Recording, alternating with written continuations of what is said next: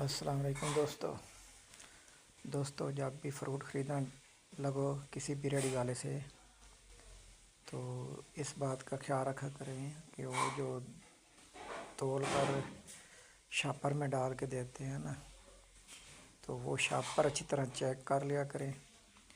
वो अच्छी तरह बांध के आपको बंद करके दे देते हैं।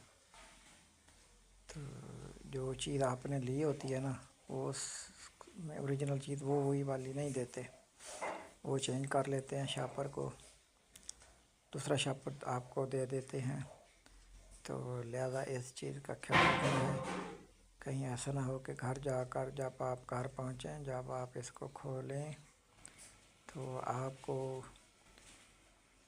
असल चीज़ की बजाय गली सड़ी चीज़ मिले। तो इन रेडी वालों से बच के रहना है, इनसे बहुत एहतियात